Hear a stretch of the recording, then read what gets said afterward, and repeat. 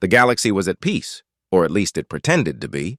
The great powers of the Council believed nothing could shake their rule. Trade flowed between the stars, fleets guarded the borders, and old wars were buried under layers of uneasy treaties. Then, one quiet cycle, every communication relay in the Andromeda Gate sector screamed with a single signal. It was a sound no one in living memory had ever heard before. A deep, echoing hum that seemed to rattle through the bones of every listening species. It came not from inside the galaxy, but from beyond. Inside the control chamber of the Galactic Council, chaos broke out. Dozens of races filled the vast round hall, scaled, furred, and metallic forms all shouting at once. Screens floated in the air showing the same data stream. At the center stood Admiral Zeelan of the Vorith Alliance, his blue carapace glowing under the light of the chamber. His voice trembled as he looked at the readings. "This cannot be right," he said, claws clicking on the console. "The energy output is beyond anything known. What empire has the resources for this?" A tech officer from the Elar Dominion answered in a dry whisper. "None, Admiral. The signal doesn't match any known drive or engine. It's older, primitive in its modulation pattern, but far too powerful." The chamber lights flickered. The signal grew stronger. Across the galaxy, every ship, every outpost, every listening array received the same pulse. Then the translation systems caught up, and the coded message was revealed. One line appeared across every galactic display, written in an old, almost forgotten language of the human tongue. "This is the Terran Dominion. Prepare for transmission." A silence so heavy it felt alive filled the chamber. Many in the Council had never heard of the Terrans. The younger species looked at each other in confusion, but the older ones remembered. The word Earth still carried a ghost of history, an ancient world once full of life, ambition, and chaos. The humans had been explorers, soldiers, traders, and dreamers. But centuries ago they vanished. No ship, no colony, no transmission. Their homeworld had been erased from every map after a massive war that burned their territories clean. Most believed they had destroyed themselves. Admiral Zeelan turned to the Council speaker. Could it be a trick? A rogue AI pretending to be them?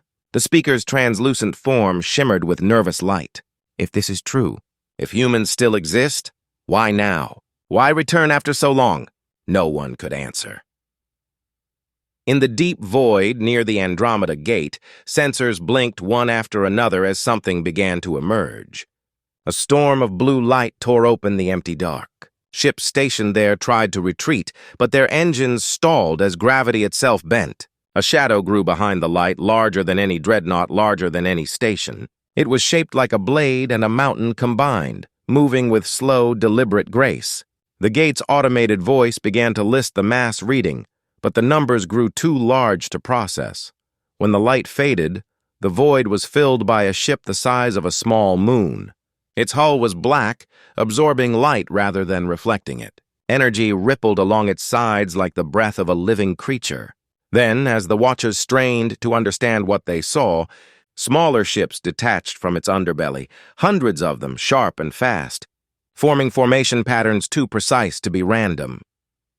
A whisper passed through the Council chambers, carried through translation devices and rumor networks. A supercarrier, but not one built by any known race. Its design was alien, yet somehow human in shape, angular, heavy, practical. On its side, as cameras zoomed in, the image became clear. A faded blue symbol, a sphere crossed by lines, surrounded by two curved olive branches. The ancient symbol of Earth. The Council speaker spoke again, his voice small. "Contact the vessel. Find out who commands it." Transmission waves shot toward the ship, but no reply came. The supercarrier drifted silently, its escorts moving like watchful hawks. Power levels across nearby systems began to drop. The ship was absorbing energy just by existing. Civilian freighters turned away. Military patrols formed a blockade but held their fire. Everyone waited. Finally, a voice came through. It was calm, steady, and human. "Galactic Council, this is the UNSC Titanborn. We acknowledge your presence. Stand by for declaration." The communication crackled, and then the voice continued, stronger now, heard by billions across the galaxy. "This is Admiral Reyes, commanding officer of the Terran Dominion Fleet. The Earthborn have returned. We come not in conquest, but in correction. The message ended. No one moved. In the Andromeda sector, the Titanborn floated like a silent god. Around it, the smaller ships held formation. Every empire sent scouts to study it, but few dared to approach. Reports came back describing impossible readings. The ship's shields were stronger than any known energy barrier. Its weapon ports were silent, but radiated with enough power to tear through fleets. On the trade worlds, rumors spread faster than light. Some said humans had found new energy beyond the galactic rim. Others whispered they had merged with machines. There were darker stories, too, that they had made contact with something far older than the Council itself. The Vorath Alliance called an emergency meeting. "If this is truly Earth," said one of the elder commanders, "then the balance of power is finished. They will not forgive the past." Many remembered the old stories, the slave markets where early human colonists were sold, the wars where human settlements were wiped out for their resources. It had been easy to forget a weak species when it was gone. But now they had returned, and they had built something the galaxy could not match. Meanwhile, inside the Titanborn, the atmosphere was calm. The bridge stretched across an enormous window of reinforced glass. Officers moved in quiet precision, their uniforms gray and simple. No one shouted. Commands came through calm voices and small gestures. At the center stood Admiral Reyes, tall and gray-haired, his face marked by years of command. His eyes stayed fixed on the holographic map of the Andromeda Gate. A young officer approached. "Sir, the Council fleets are forming defensive lines. No hostile moves yet." Reyes nodded. "Keep formation, Delta. We do not provoke. But if they fire, we answer." The officer hesitated. "Do you think they know who we are, sir?" Reyes's expression did not change. "They will remember soon enough." Far from the fleet, news reached even the smallest mining colonies. Children who had never heard of Earth asked their elders what it was. The answers were never the same. Some said it was a myth. Others whispered it was once the birthplace of every human soul. And now, it seemed, it had been reborn in the darkness. Back in the council chamber, Admiral Zeeland studied the live feed. The Titanborn's movement was slow but steady, like a predator that knew no fear. His aide leaned close. "Admiral, should we send a warning fleet?" He shook his head. "No, not yet.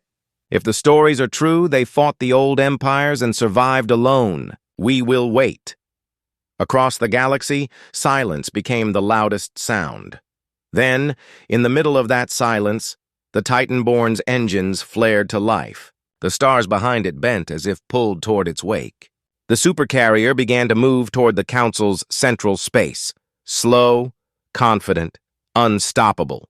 Every empire on the transmission channels fell quiet, and for the first time in 1,000 years, the galaxy felt small.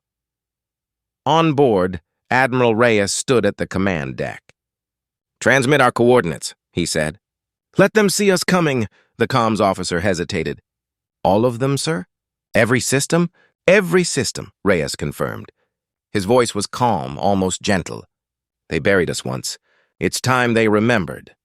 As the signal went out, billions of citizens across hundreds of worlds lifted their heads to the sky. Their communication screens flickered, and the same message appeared everywhere. "Earth has returned." Some wept. Some screamed. Some laughed in disbelief.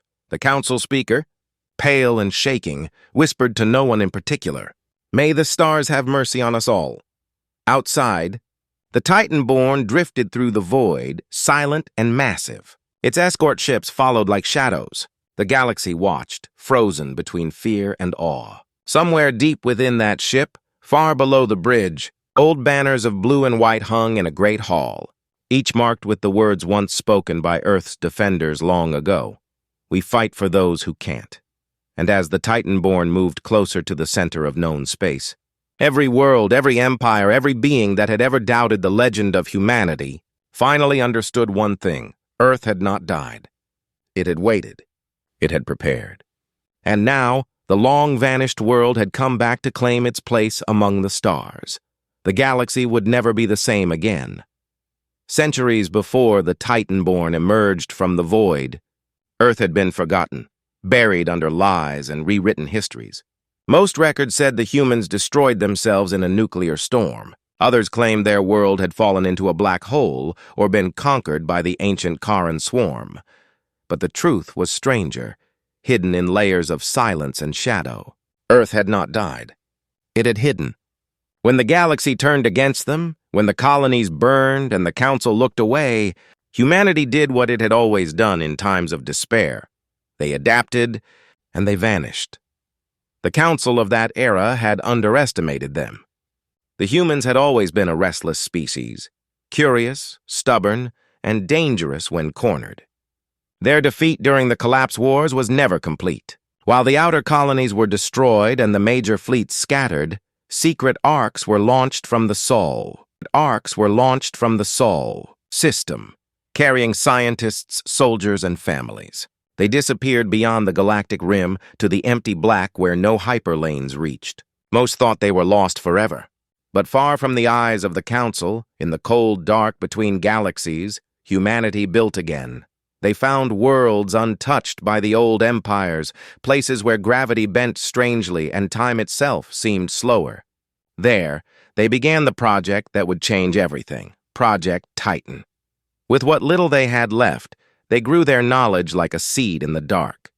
They learned to merge human thought with artificial minds, to harvest energy from the fabric of space itself. Generations passed. Children born on those hidden worlds never saw the stars of their ancestors, only the great metal cities lit by blue suns. Their teachers told them one story again and again. Earth will return when it must. Admiral Reyes had grown up with that promise. He was born in orbit above the world of Arcadia, one of the first colonies built after the Exodus. His grandfather had fought in the old Terran fleet during the last war against the Council's puppet empires.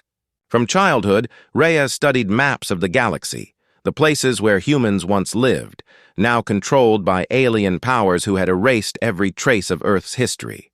When he was old enough, he joined the Dominion Navy. And by the time he became admiral, the Titanborn was already more than a ship. It was a symbol of everything humanity had lost and was ready to reclaim. As the Titanborn advanced toward the Council sectors, the galaxy trembled under whispers. Fleets repositioned, governments panicked, and traders fled from border systems. On countless worlds, propaganda networks broadcast warnings. The humans are returning and they bring vengeance. But on smaller planets, on the outer edges where the Council's control was weak, people celebrated. Old stories of human bravery, of resistance and defiance, resurfaced like sparks from ancient fires. The forgotten races who once served beside humans in battle, outcasts, slaves, hybrids, remembered the way Terrans had fought for them when no one else did.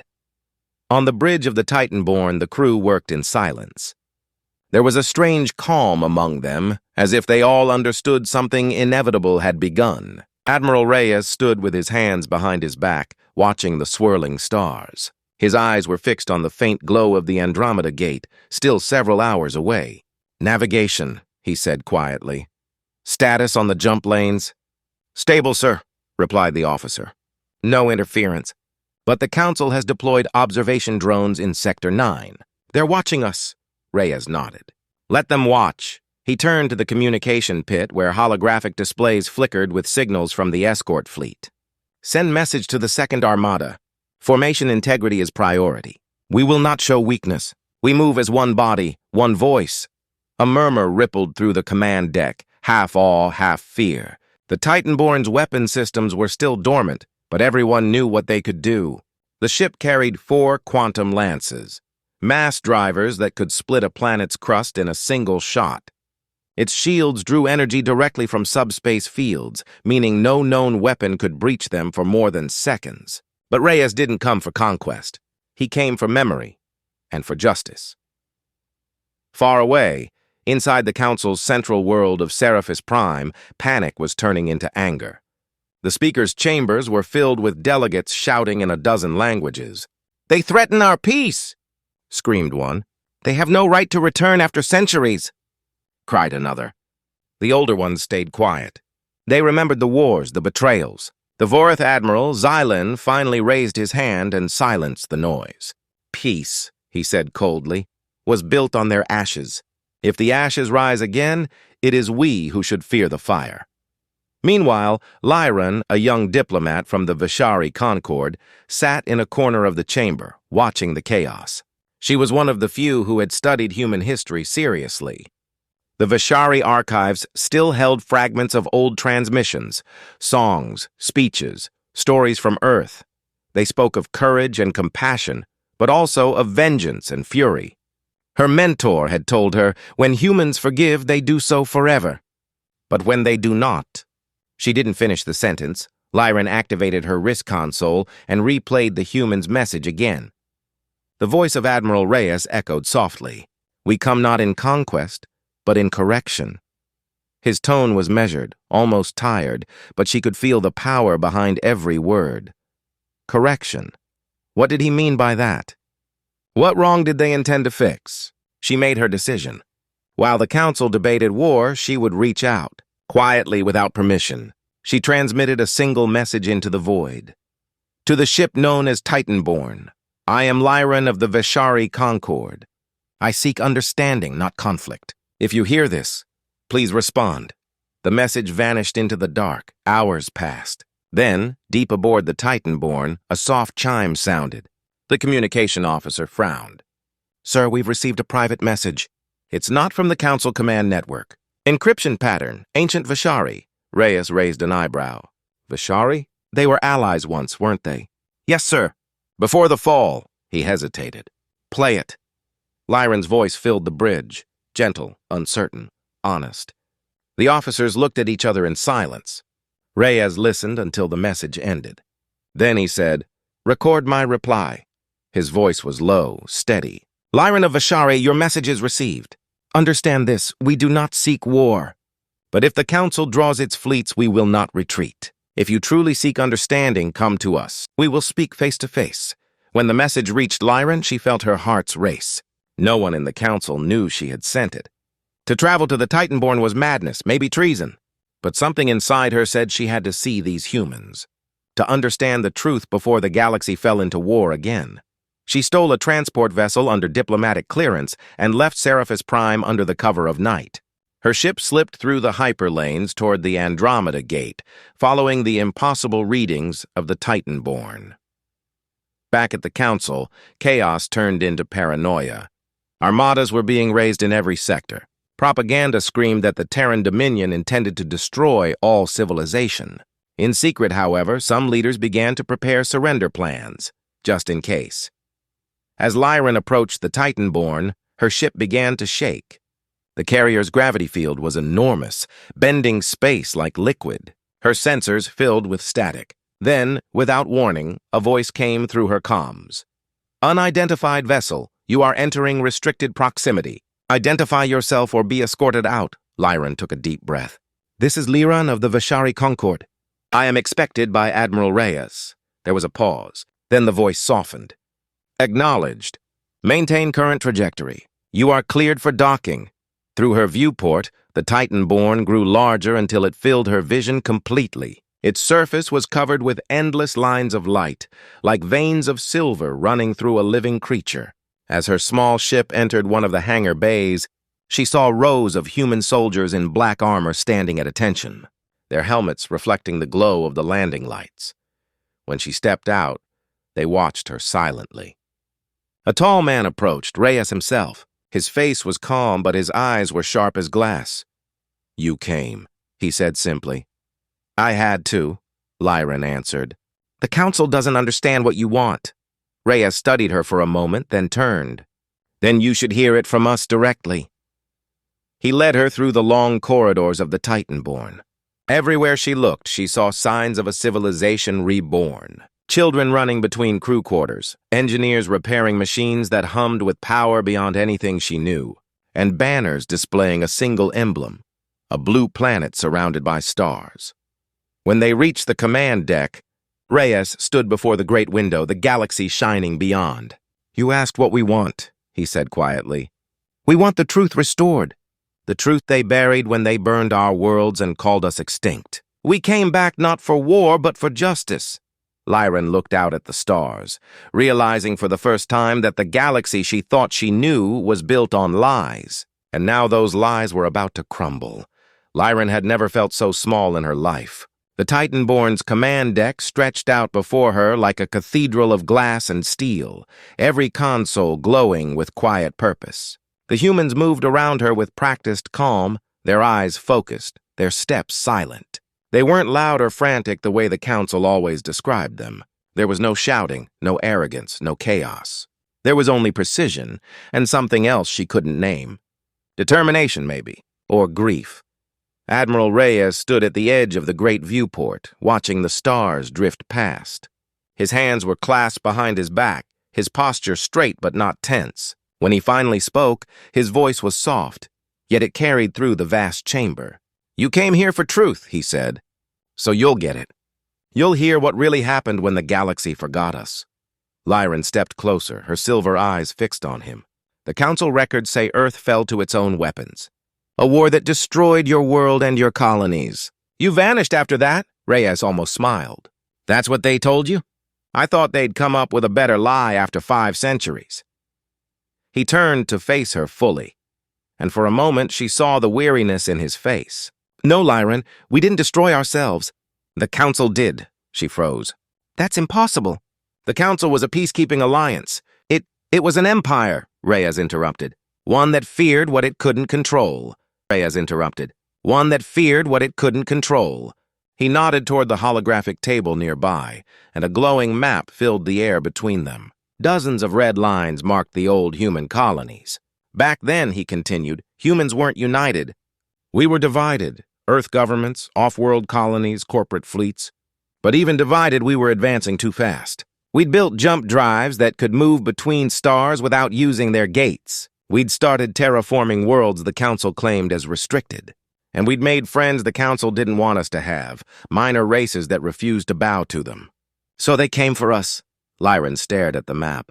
"That war, was it the collapse?" Reyes nodded slowly. "Yes, they called it a containment campaign. We called it extermination." His voice hardened. "They bombed our colonies, burned our ships, erased us from the archives. When Earth itself was attacked, they thought it was over. They never imagined we'd survive. But some of us did. We took what was left, fled beyond their reach, and swore that one day we'd return, not for revenge, but to make sure no one else suffered the same fate." Lyran tried to speak, but her words caught in her throat. All her life she had believed in the Council's peace, in its order and justice. But now, standing inside the heart of a ship that wasn't supposed to exist, she felt her beliefs crumble. "If what you say is true," she whispered, "then the entire foundation of our history is a lie." Reyes looked back out the window. "Now you understand what we mean by correction." Before she could answer, the deck lights flickered. A deep vibration rolled through the ship. Officers at their stations began to speak rapidly, voices tense but controlled. "Admiral, multiple energy spikes detected. Sector 379. It's the Council fleet. They've jumped in ahead of us." Reyes didn't flinch. "How many?" "Approximately 8,000 vessels, sir. Flagship identified as Vorath Ascendant. They're broadcasting a demand for surrender," Reyes sighed. "So they've chosen pride." He turned to Lyran. "Stay here. What happens next?" "You need to see it." The bridge came alive with movement. Commanders relayed orders, and the great ship shifted course. The Titanborn's escorts formed a defensive grid, each smaller cruiser sliding into exact alignment with practiced grace. The holographic display filled with red dots. The Council armada spreading out like a storm front. Lyran felt her pulse quicken. "You can't fight them all. That fleet represents half the galaxy's power." Reyes gave her a calm, almost sad look. "Then the galaxy should have built better fleets." A sharp tone echoed across the deck. "Incoming transmission, sir," said the comm officer. "It's the Vorath flagship." On screen. The air shimmered, and the image of Admiral Seelen appeared, towering, armored, his eyes blazing. "Terran vessel," he hissed. "You are in violation of Council law. You will shut down your engines and surrender immediately or be destroyed." Reyes didn't respond right away. He studied Zealand's face as if he were looking at an artifact from another time.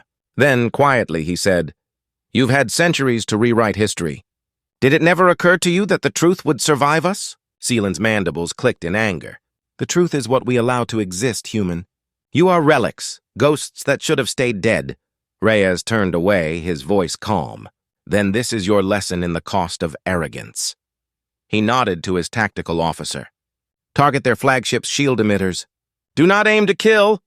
Aye, sir. Lyran gripped the railing as the deck vibrated again.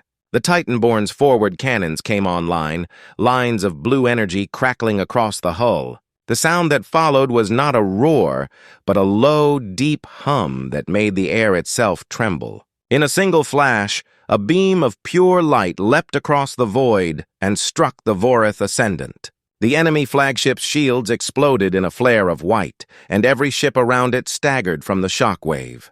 Silence followed. The Titanborn did not fire again. On the holoscreen, Xylan appeared once more, his armor scorched, his voice trembling with rage. You will pay for that, human! Reyes's reply was cold. You've already been paid. In history's judgment. The transmission cut off. Seconds later, the Council fleet opened fire. Lyran watched in horror as thousands of energy lances streaked toward the Titanborn. The entire bridge lit up as the impacts struck the shields, one after another, a storm of light and fury. But the ship did not fall. Its barriers glowed bright for a moment, then dimmed again, steady as the tide. Shields holding, an officer reported calmly. No damage sustained, Reyes gave a short nod. Return fire, non-lethal, disable them. The Titanborn's response was terrifying in its precision. Railgun slugs the size of shuttles tore through enemy engines. EMP bursts rippled across the battlefield, leaving entire wings of Council ships drifting powerless in space. Within minutes, what had begun as a massive assault turned into chaos. Half the Council fleet was disabled. The rest retreated in panic. The silence that followed felt heavier than the battle itself. Lyran could barely speak. You could have destroyed them all. Reyes's expression softened. And what would that prove? That we've become them? He turned back to the stars. No, we don't destroy unless we must. For a long time, neither of them spoke. The galaxy outside was vast and quiet again, though every signal, every channel, every government would soon be screaming with fear. Lyran finally said, They'll call you monsters. They'll say you came to conquer. They already do, Reyes replied. But truth doesn't need their approval. It just needs to be seen. He gave the order for the fleet to move toward the central worlds. The Titanborn glided forward, unchallenged now, leaving behind only drifting wrecks and stunned soldiers. Lyran followed him as he left the bridge, walking down the silent corridor lined with human banners. Where will you go next? She asked. To Earth, he said simply. The real one. They think it's gone, but it isn't. It's been hidden beneath layers of interference fields for centuries. Once we lift them, the galaxy will see what they tried to erase. Lyran stopped walking. You mean Earth still exists? Reyes looked back at her, and for the first time she saw a flicker of something in his eyes. Hope. Yes, and soon everyone else will too. As the Titanborn drifted onward through the sea of stars, its shadow stretched across the void like the memory of a god. Behind it, the wrecks of the Council fleet floated in silence, the remains of an empire that had forgotten its crimes.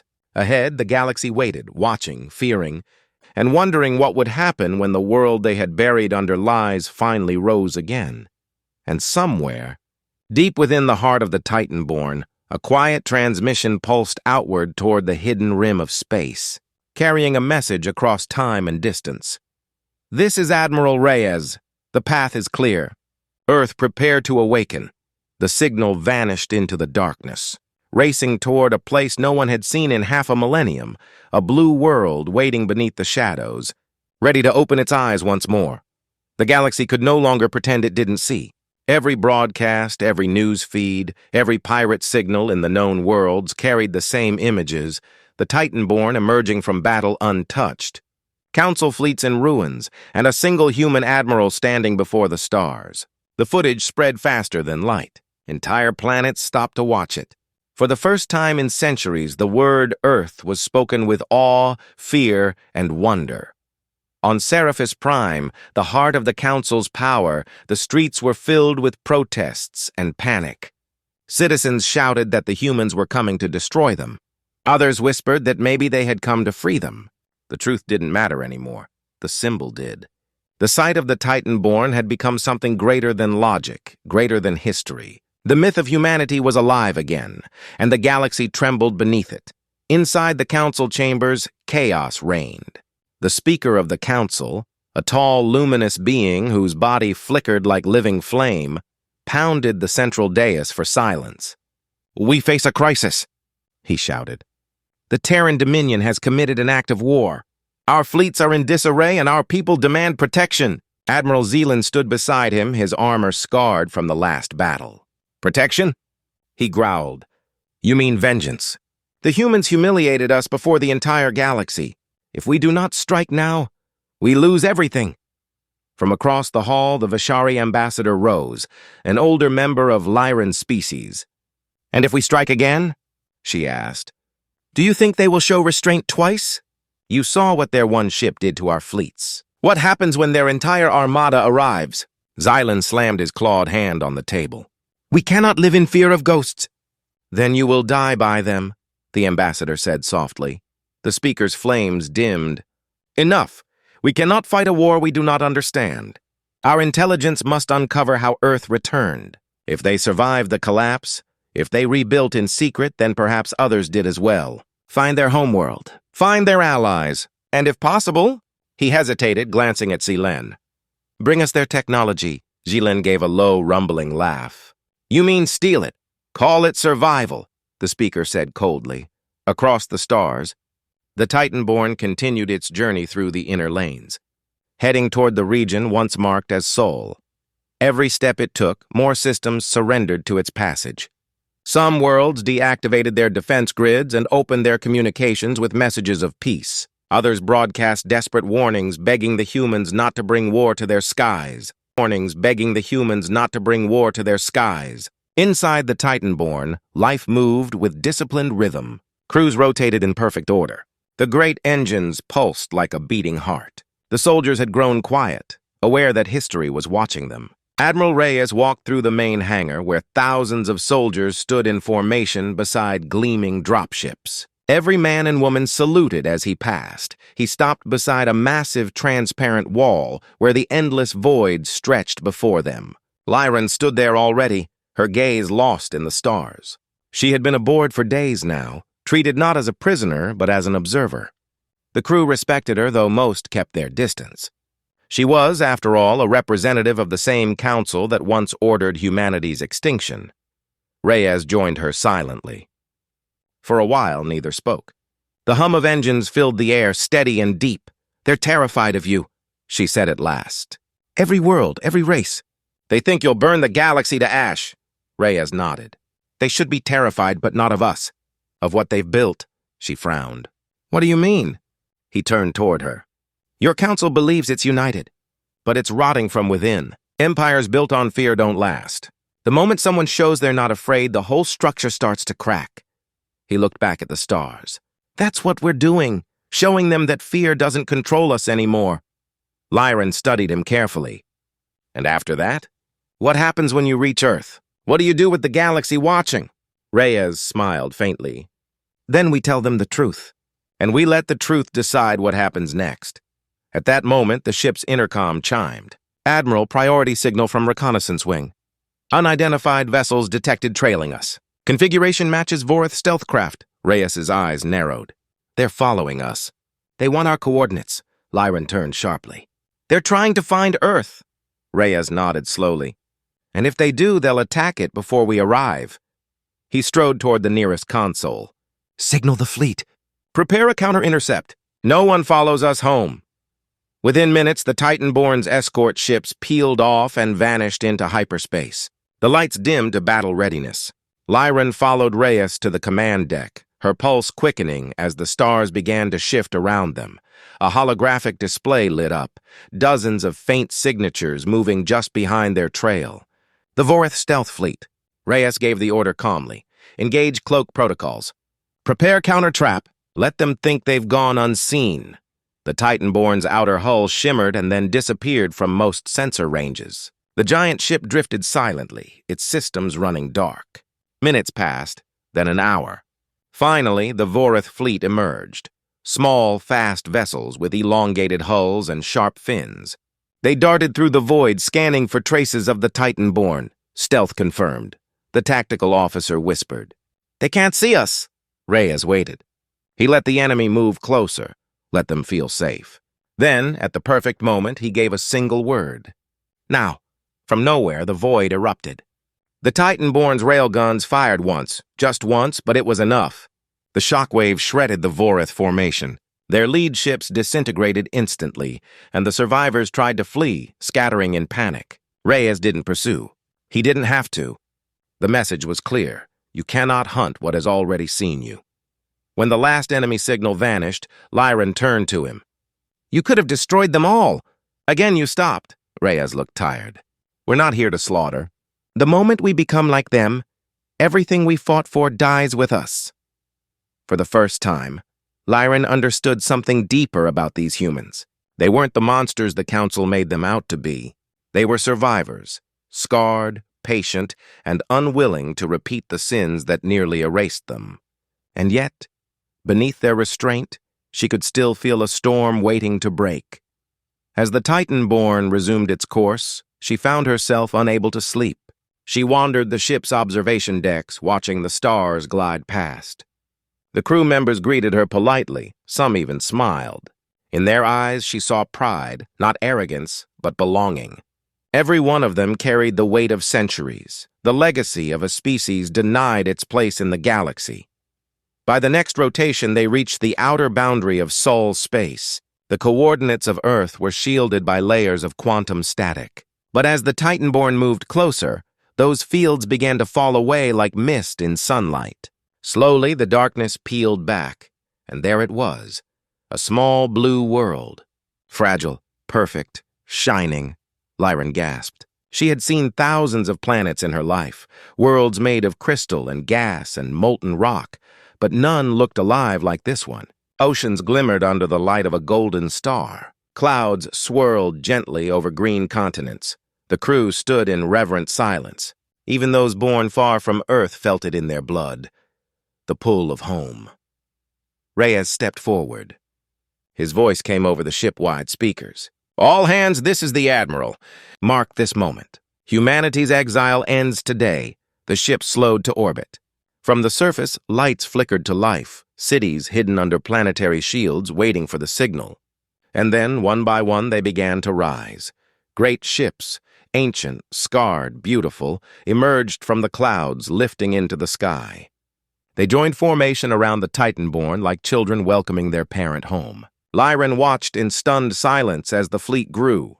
Hundreds, then thousands of vessels, each bearing the same blue insignia of Earth. "They've been waiting for you," she whispered. Reyes nodded. "For all of us." He looked down at the planet below, and his voice dropped to a murmur. "We built the Dominion in exile, but Earth is where it all began. Now the galaxy will remember that." From orbit, a transmission beam shot outward, reaching every system, every world, every star. A simple message carried on every frequency. "To the peoples of the galaxy, the Terran Dominion does not seek war. We seek truth, the truth that the Council buried, the truth that no empire can silence forever." Earth lives, billions heard it. Entire civilizations froze in disbelief. And far away, in the Council's war chambers, the speaker's flames dimmed to a faint flicker.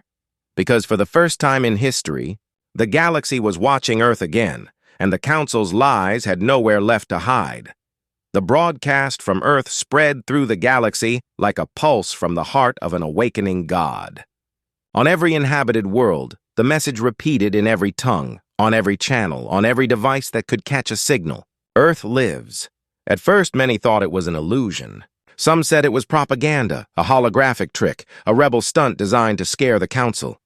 But as the hours passed and more systems confirmed the signal's origin, doubt turned into awe.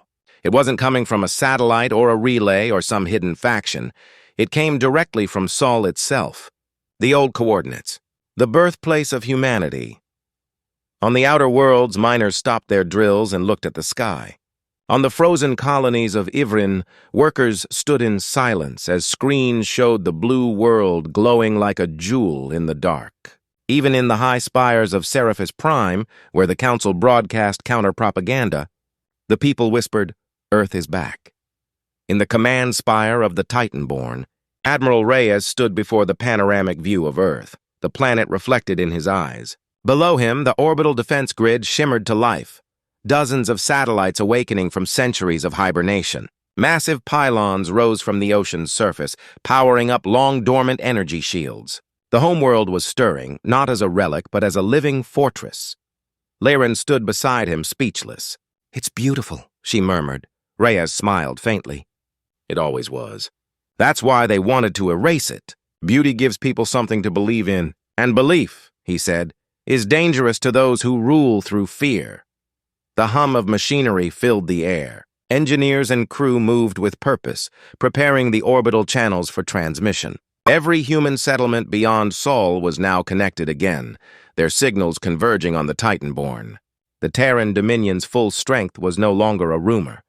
It was visible, countable, undeniable. Laren turned toward him.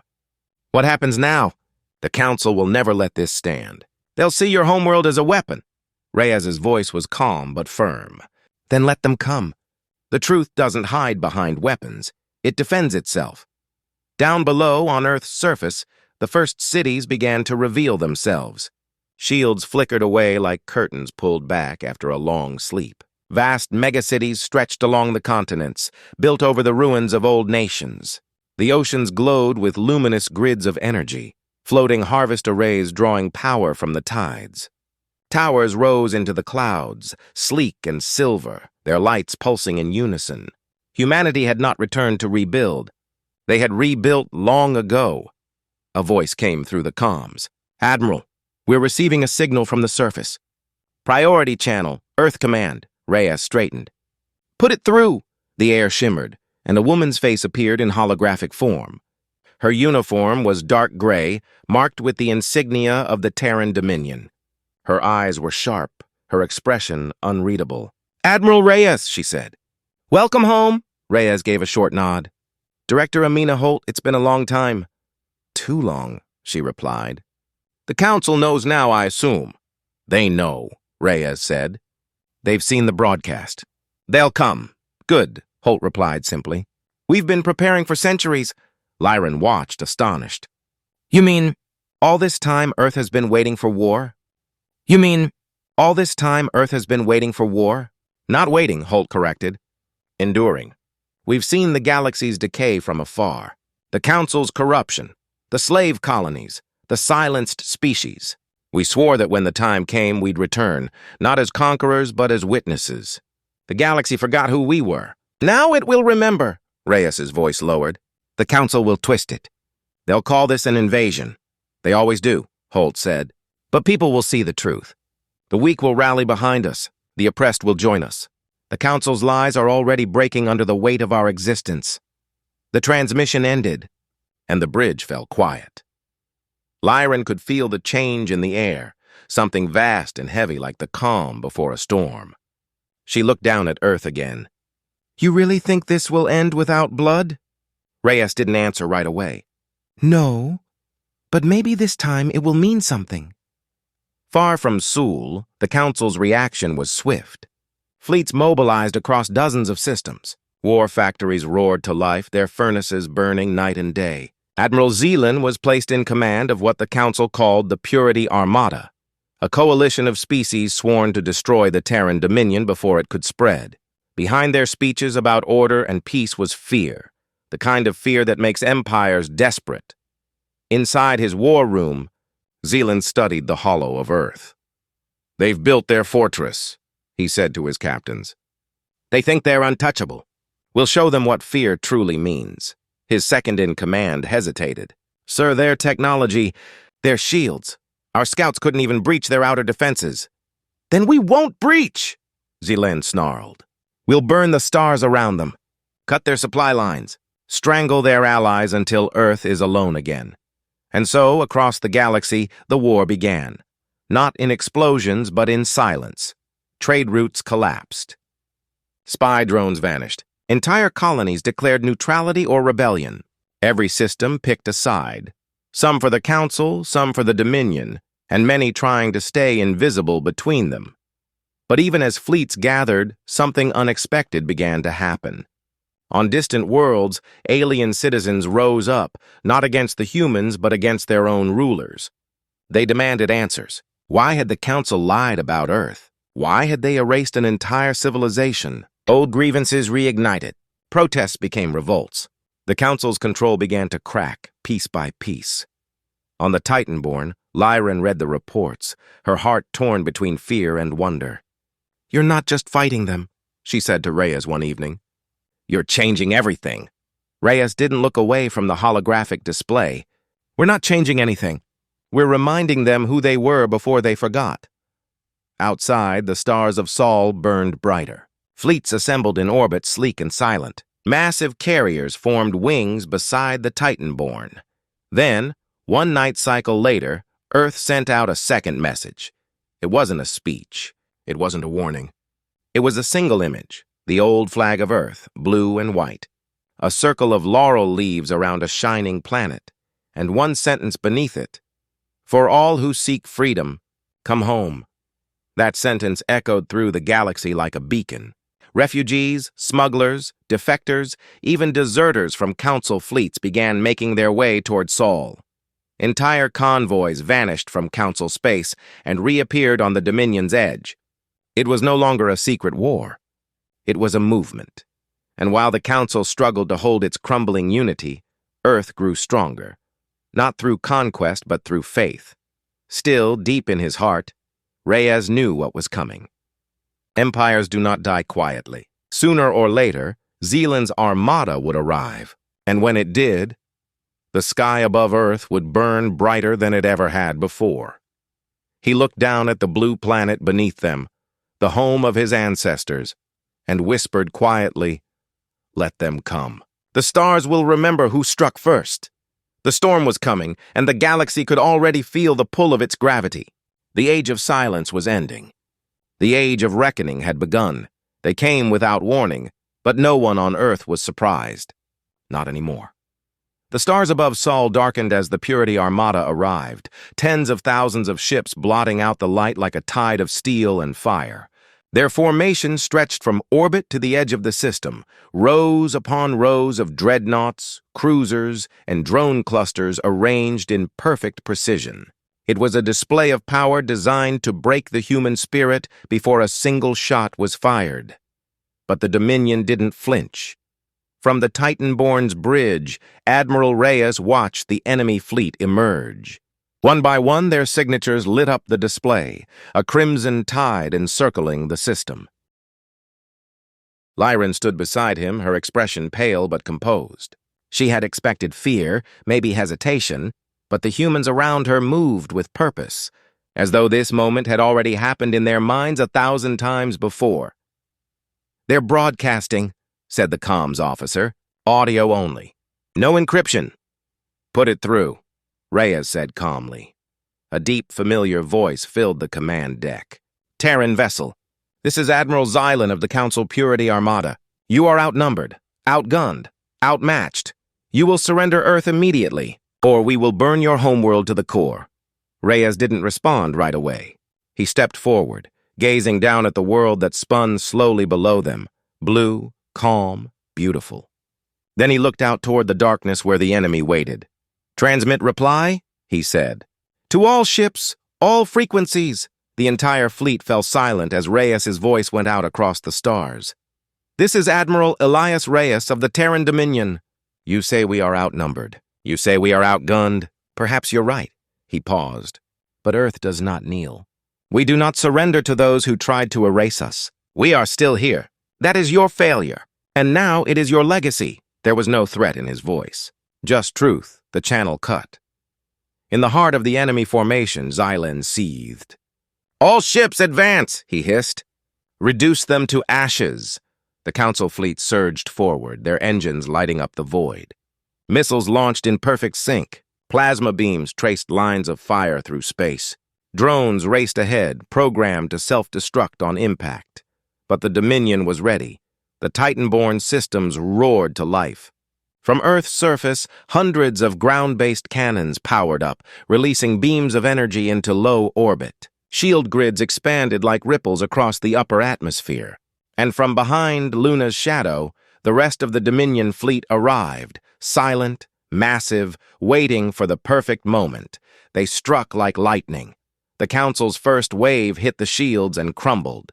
Drones were caught in gravity nets and torn apart mid-flight. Missiles vanished into counterfield zones that bent their trajectories harmlessly away. Then came the counterattack. The Titan-born fired its main cannon, a golden lance of energy carved through the enemy's left flank, cutting through 8 ships in a single blast. Railguns from orbital platforms followed, pinning the advance and punching holes in the vanguard. And still, the enemy came. Wave after wave. They hurled themselves at Earth's defenses, driven by fear and pride. Some broke through the outer shield. Some even reached low orbit, close enough to see the cities glittering on Earth's surface. But none returned. In the upper stratosphere, elite Dominion fighter squadrons engaged in precision strikes, weaving between enemy vessels with impossible speed. Each pilot bore the crest of Earth on their chest, and each moved as if defending something sacred. On the Council's main dreadnought, Xylen's rage boiled over. "Why won't they fall?" he snarled. "Their numbers? How do they resist?" His officers looked at each other in silence. None had an answer. Because they didn't understand. They didn't understand that Earth was not just a world. It was an idea. It was history, vengeance, hope, and pride forged together into something greater than steel. It was survival turned into strength. And now, as the battle raged above it, Earth stood not as a victim, but as the storm. On the Titan-born, Reyes surveyed the damage. Several ships were lost. One orbital ring was breached. But their formation held. "They're pushing harder on the Eastern Front," one officer reported. "Trying to open a path toward the Pacific Defense Line." Reyes nodded. "Deploy the second arc wing. Pull the cruisers into a wedge formation." "We hit them head on." Lyran turned to him. "This isn't just a battle anymore," she said quietly. "It's a test. The Council wants to see if your people still bleed." Reyes didn't deny it. "Then we'll show them what we bleed for." As the battle entered its second hour, both sides had suffered. The void was filled with wreckage. Broken hulls, spinning debris, burning fighters, all drifting between the living ships that still danced around Earth. But the tide was turning. The Dominion wasn't winning through brute force. They were winning through memory. Each commander on the field had been trained with stories passed down since exile, of Earth's fall, its silence, its promise to return. That memory gave them edge, gave them fire. On a fractured moon base orbiting Neptune, a final reserve fleet powered up, awaiting the call. When it came, they launched like knives into the black, joining the fray with thunder. Reyes issued the final command. "All ships, focus fire on the Purity dreadnought. Break the head, and the body will fall." Every remaining unit shifted. Dozens of capital ships redirected firepower. Hundreds of fighters cleared a path. And the Titan-born led the charge. Through enemy fire and shattered wrecks, it pushed forward, its hull scorched, its engines roaring, its symbol shining on the bow. The Council's flagship tried to retreat. It was too late. The Titan-born's main cannon fired once more. The blast hit the dreadnought dead center. Its shields shattered, its core ruptured, and then it exploded in a blinding bloom of red and white. Across the battlefield, the Council fleet faltered. Without a leader, without cohesion, their remaining forces scattered. Some retreated. Some surrendered. Some simply shut down, too damaged to continue. The void grew quiet again. The Titan-born slowed, its systems stabilizing. The battlefield drifted around it like the aftermath of a storm. Reyes stood on the bridge, watching the enemy burn. He said nothing. No cheer, no speech. Just silence. Because this wasn't a victory. It was a warning. Earth had defended itself. But more would come. More empires, more fear, more blood. The cost of survival was not paid in a single battle. It never was. Lyran turned to him, her voice hoarse. You won? Reyes shook his head slowly. No, we survived. She looked down at Earth, its lights glowing peacefully once more. Then what happens now? Reyes looked out at the stars. We tell the galaxy what happened here, he said, and we wait for those who believe in what we stand for to find us. The war was not over, but the silence was. The wreckage of war drifted like a graveyard above Earth, lit only by the stars and the quiet hum of repair drones. Charred hulls spun silently, fragments of ships that once carried entire crews now reduced to twisted metal. Smoke and ash spiraled away from what remained of the Purity Armada. The sky that had burned was now still, but peace didn't follow. It rarely does. Across the galaxy, every world that had watched the broadcast, every system that had listened to the Council's silence, now faced a question they could no longer avoid. What happens when the story changes? On the far colonies of the Rim, news of the Council's defeat spread like wildfire. Underground resistance movements that had spent decades hiding under rock and ice emerged into the light. On the planet Vailmar, a group of miners hoisted the old Earth symbol on a comms tower they had once been forbidden to use. In the jungle world of Kraxos, a council outpost was abandoned by its own guards when the locals surrounded it, not with weapons, but with recordings of Admiral Reyes's speech. Even within the council's own territories, the truth was unraveling the fabric of control. The people weren't afraid of the Dominion anymore. They were afraid of what they had believed. The idea that Earth had returned wasn't just political, it was personal. For millions, it meant the old stories were true. For others, it meant they had served a lie, and the Council felt it. The once unified ruling body now fractured in silence, its grand chambers nearly empty. The speaker no longer gave public addresses. Admiral Xylan was dead. Dozens of senior officials had resigned or vanished into exile. In their place, a vacuum, a quiet desperation as the power they had held for centuries dissolved in whispers and doubt. But Earth did not celebrate. On the Titanborn, the mood was quiet. No fanfare, no parades. The crew worked non-stop. Rescue efforts, system cleanups, orbital reconstruction. Thousands had died, and their names scrolled on the memorial walls in soft white light. Reyes read every single one. He didn't allow the names to be sorted by rank or role. A mechanic from Deck 9 was listed beside a commander from the Arc Wing. They were all equal in loss. Lyran stood beside one of the projection windows, looking down at Earth. She had spent weeks trying to understand how one planet, one people, had managed to shake the whole galaxy without launching a war of conquest. What haunted her most wasn't the power. It was the restraint. The Dominion could have struck harder, destroyed more, but they hadn't. That choice unsettled her more than any weapon. Reyes found her there, arms folded, her expression distant. They're asking for talks, she said without turning. Dozens of systems. Not just fringe worlds, Council allies, even Vorith colonies. I know, Reyes said. They're not pledging loyalty, she added. They're asking questions. Some want your technology. Some want your protection. Others just want to know who you really are. That's a start, Reyes said. Truth isn't something you force on people. You leave the door open. Let them walk through it when they're ready, Lyran exhaled. You're not going to become the next empire, are you? No, he said simply. Empires rot. Ideas last longer. The Dominion wasn't formed to rule. It was formed to survive and now perhaps to guide, but not to control. Reyes knew too well what happened to those who claimed dominion over others. Earth had learned its lesson in exile. That lesson had cost generations. A signal chimed at the edge of the bridge. The comms officer looked up. Sir, encrypted burst transmission. Origin, unknown system. Routing traces to lost trade lane. It's old tech. Reyes frowned. Play it. The hologram flickered to life. A woman's voice, ragged and urgent, filled the room. Her image was unstable. She stood in the middle of a makeshift command center, sparks flying behind her. This is Captain Myra Tal of the Resistance Fleet. We intercepted this channel.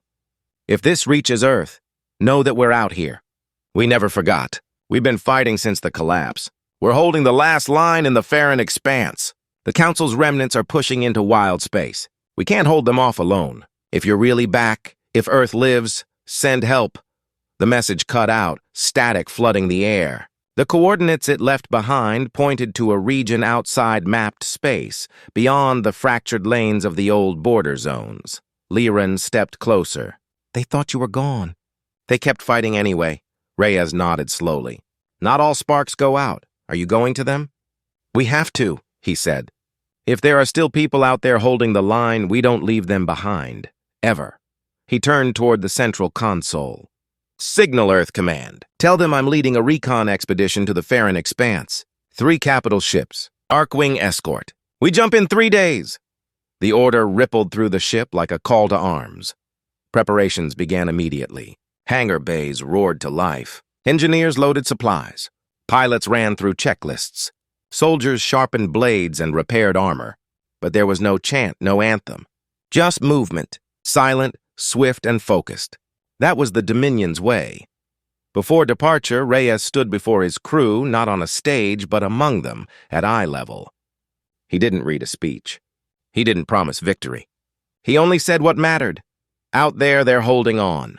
They don't know what we've become. They think they're alone. We're going to show them they're not. The fleet jumped at dawn.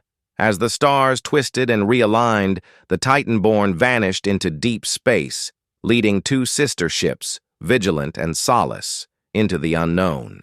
The Farron Expanse was wild territory, a place where trade routes had been severed for centuries, where pirates and rogue factions carved territory from dust. If the Resistance was still alive out there, they had survived without help for generations. Liren, now acting as diplomatic envoy, chose to go with them. She had seen enough of Earth to understand its strength. But this mission was about something more. She wanted to see how far the idea of Earth had reached. It took them 4 days to reach the edge of the expanse. What they found was worse than expected. Entire systems were blackened. Space stations were gutted, drifting through broken orbit. Council gunships patrolled the shattered remains of mining colonies. And in the dark, a signal pulsed, a faint, repeating tone. The last heartbeat of a hidden fleet. They followed it. In the shadow of a collapsed star, they found them. A flotilla of damaged ships, hulls covered in makeshift armor, reactors on the brink of failure.